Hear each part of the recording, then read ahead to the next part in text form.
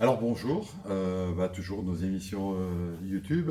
Là aujourd'hui on n'est pas en direct, on fait à différé parce qu'on est à Tomblaine aujourd'hui, donc de la Maison des Sports qui nous accueille, donc c'est un bâtiment du conseil régional. Tomblaine, pour ceux qui ne savent pas, c'est situé donc en Meurthe-et-Moselle, on va dire presque au cœur voilà, du Grand Est.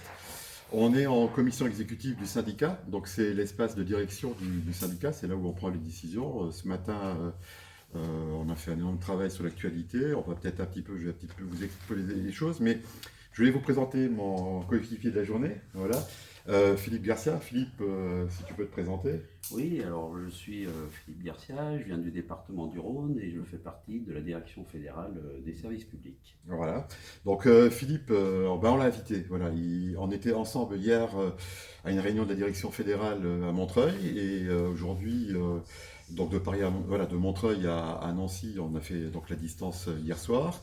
Et j'ai invité Philippe pour qu'il assiste à notre réunion, qu'il nous donne des compléments d'information le cas échéant.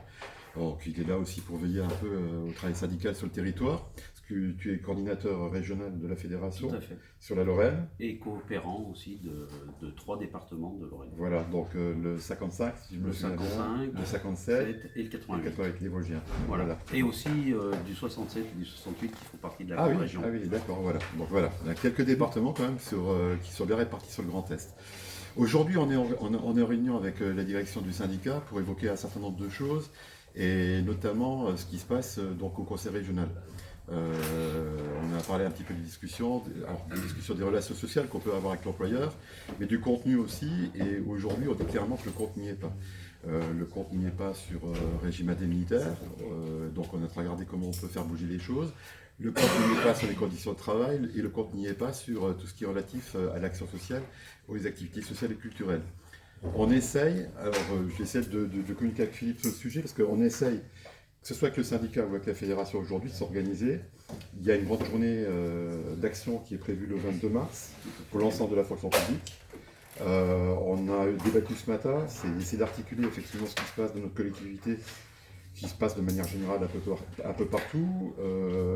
Qu'est-ce que tu peux nous dire aujourd'hui sur, peut-être évoquer les quelques dates, le 13 février et le 22 mars, un petit peu l'articulation de ces journées, comment on est en train de s'organiser. Voilà. Alors le 13 février, effectivement, il y a un rassemblement qui a lieu sur la ville de Longwy. Oui.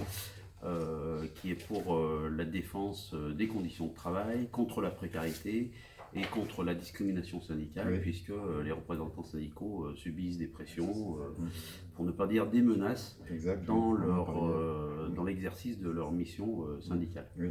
Et pour rappeler quand même, l'Anhui, c'est sur le département de la Meurthe-et-Moselle. Voilà. Donc aujourd'hui, la Meurthe-et-Moselle, il faut quand même un peu expliquer géographiquement. La Meurthe-et-Moselle est répartie un peu de manière bizarre sur le territoire, puisqu'elle est un peu en longueur.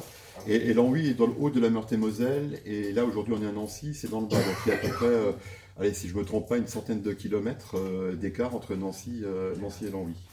Donc le 13 février, il y a vraiment un soutien de toute la fédération pour les agents de Longwy. Tout à fait, avec un rassemblement à 13h devant l'hôtel de ville de Longwy-Bas. Voilà, Longwy-Bas, 13h. Donc tous les collègues ou tous les citoyens qui sont sur place à Longwy, le 13 février, on les appelle vivement à nous rejoindre pour vraiment lutter et exprimer le mécontentement des agents par rapport à ce qui est en train de se passer à la mairie de Longwy. C'est un peu, on va dire, c'est la rampe de lancement aussi pour tous les fonctionnaires parce que l'ANWU, on va dire, c'est le microcosme de ce qui se passe à peu près sur toutes les collectivités de manière différente, mais là, il y a tout concentré. Tout à fait, c'est Voilà. pour ça que d'ailleurs,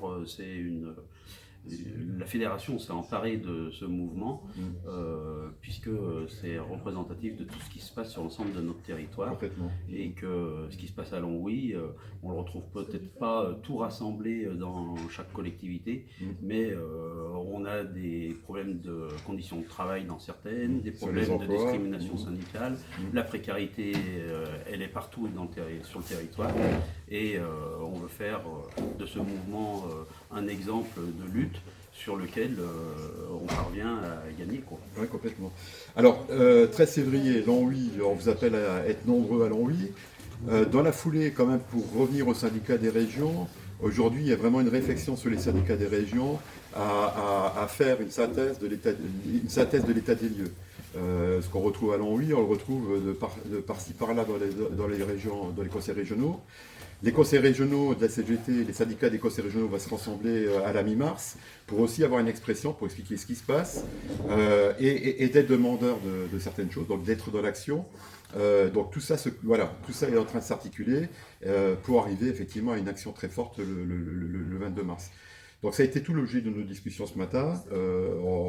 Pour vite résumer, puis on arrêtera là peut-être la petite séquence qu'on est en train de tourner aujourd'hui.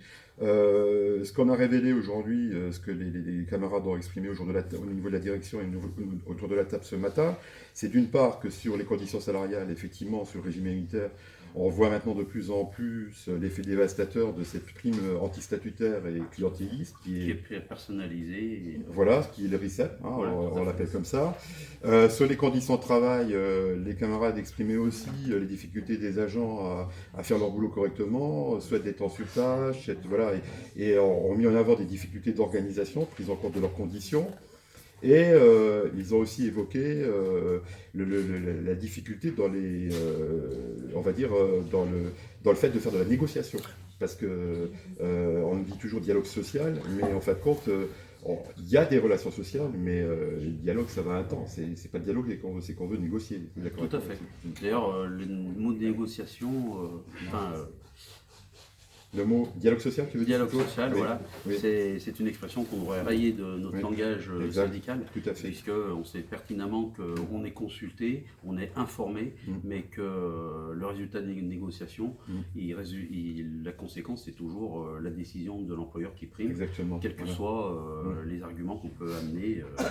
Et la conclusion de nos débats, c'est de dire qu'effectivement, on fait du boulot, quoi, on arrive à avancer, à gagner des petites choses, entre guillemets, mais que pour vraiment avoir de véritables négociations, il faut que tout le monde soit dans la bagarre. C'est-à-dire, non seulement la CGT, mais les autres syndicats, mais aussi les agents. C'est-à-dire qu'on les invite, ils nous regardent, on les invite à être vraiment présents parmi nous, notamment le 22 mars, qui est évoqué ce matin, et on continue les débats cet après-midi, c'est véritablement de faire des assemblées générales au Conseil régional, donc le 22 mars, que ça soit à Châlons, que ça soit à Strasbourg, que ça soit à Metz, et on a évoqué peut-être de le faire dans les agences territoriales, de manière à ce que les agents viennent témoigner de leurs difficultés, d'être dans l'action et de nous accompagner dans les manifestations organisées le 29 mars. Tout à fait. On est d'accord.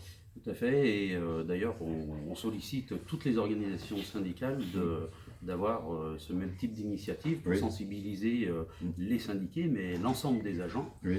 Et le 22 mars, outre la défense de notre statut, la défense des conditions de travail des salariés du service public, on tient à sensibiliser le citoyen, puisque au final, nous sommes aussi des citoyens, et les citoyens qui ne sont pas fonctionnaires ont tout à gagner à ce que le service public soit de qualité, complètement.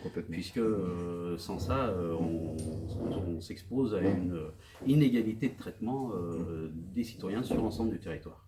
Alors Philippe, je voulais quand même officiellement, parce qu'on l'a dit avec les camarades, on voulait te remercier de ta présence aujourd'hui. C'est vraiment, voilà, il y a aussi un apport de connaissances, ça nous aide, ça nous conforte dans notre activité. Donc on remercie aussi la fédération d'être présente. Donc voilà, vous avez un peu d'expression syndicale, vous voyez un peu ce qui se passe derrière votre poste de travail, ce qui se passe, le travail qu'on peut faire de manière courante tous les jours dans notre activité syndicale. C'est quelque chose qui est légitime, qui est reconnu de manière républicaine, constitutionnelle. Donc vous savez tout, donc on vous remercie et puis on vous dit à une prochaine fois et n'oubliez pas de vous abonner, il y a une petite cloche, vous savez, en haut de la vidéo, vous pouvez vous abonner et vous avez toujours l'information des vidéos qu'on peut poster ou des directs que l'on est en train de faire. Merci, à bientôt. Merci, au revoir. Au revoir.